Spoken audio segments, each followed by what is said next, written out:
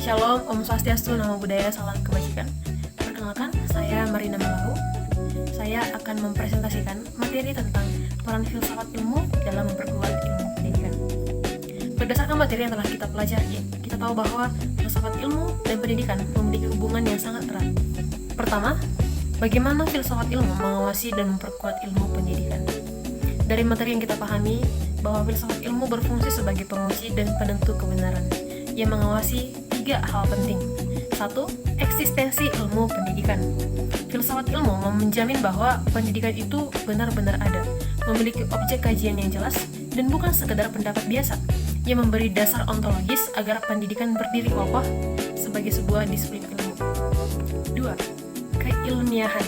Filsafat ilmu mengatur cara kita memperoleh pengetahuan atau epistemologi, yang memastikan segala konsep, teori, dan penelitian pendidikan dilakukan lewat metode yang benar, sistematis, dan teruji, sehingga hasilnya sahih dan bisa dipertanggungjawabkan. Tanpa filsafat, ilmu pendidikan hanya kumpulan pendapat tanpa dasar yang kuat. Nilai-nilai. Filsafat ilmu juga mengawasi asas manfaat atau aksiologi.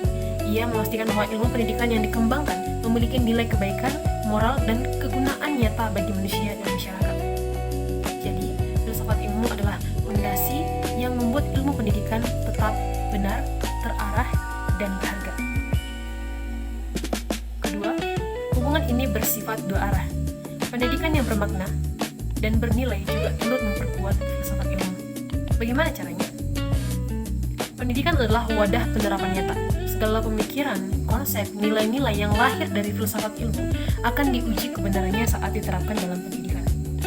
Ketika pendidikan berhasil membentuk manusia yang cerdas, berkarakter, dan bermoral, itu membuktikan bahwa filsafat ilmu yang dipakai memang benar dan bermanfaat. Masalah-masalah baru yang muncul di dunia pendidikan seperti masalah kurikulum, teknologi, atau karakter justru menjadi bahan kajian baru bagi filsafat ilmu untuk terus berkembang, memperbaharui pemikiran, dan menyempurnakan konsep-konsepnya. Singkatnya, filsafat memberi arah, pendidikan memberi bukti, dan bahan pengembangan. Ketiga, mengapa filsafat ilmu disebut pisau analisis dalam membedah masalah pendidikan? Karena filsafat ilmu memiliki 3 kajian utama yang tajam dan mendasar yang membedah setiap persoalan pendidikan sampai ke akar-akarnya. Nomor 1, ontologi. Apa? Menjawab pertanyaan apa hakikat pendidikan, apa yang sebenarnya kita pelajari, dan bentuk. Ini membedah masalah tujuan dan hakikat manusia yang dididik. Kedua, epistemologi. Bagaimana? Menjawab bagaimana cara memperoleh ilmu, bagaimana metode dan desain penelitian yang benar. Ini membedah cara kita mengajar, cara kita meneliti, cara kita memastikan kebenaran ilmu itu. Seperti yang kita bahas di materi metodologi lahir dari kajian epistemologi. 3. Aksiologi. Untuk apa? Menjawab untuk apa pendidikan dilakukan, apa nilai dan manfaatnya. Ini membedah manfaat, moral, dan kebijakan pendidikan agar tidak keluar dari jalur kemanusiaan. Dengan ketiga pisau ini, kita bisa melihat masalah pendidikan tidak hanya dari permukaan, tapi sampai ke dasar pemikirannya, sehingga solusi yang diambil tepat dan benar. Contoh penerapan di kebijakan, kurikulum, dan pembelajaran. Mari kita lihat contoh nyata penerapannya. 1. Dalam kebijakan dan kurikulum. Saat pemerintah menyusun kurikulum, filsafat ilmu bekerja.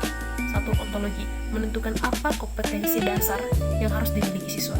Kedua, epistemologi, menentukan metode pembelajaran, penilaian, dan standar keilmuan. 3. Aksiologi, menjamin kurikulum tersebut berguna untuk membangun karakter bangsa dan sesuai dengan kebijakan negara. Inilah sebabnya materi menyebutkan metodologi pendidikan selalu berkaitan dengan kebijakan politik karena ada nilai aksiologi di dalamnya dalam proses pembelajaran dan penelitian. Contohnya pada penelitian tindakan kelas atau PTK.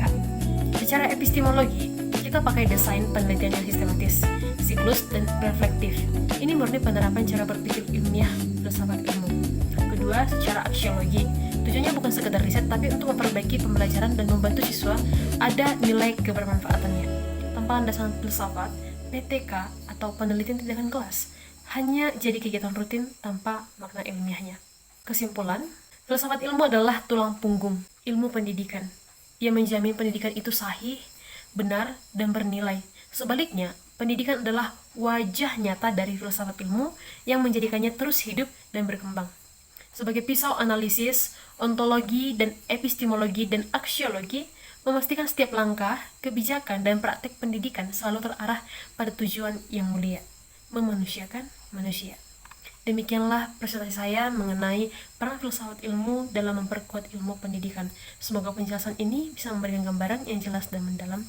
Terima kasih atas perhatiannya. Shalom, Om Swastiastu, Namo Buddhaya, salam kebajikan. Terima kasih.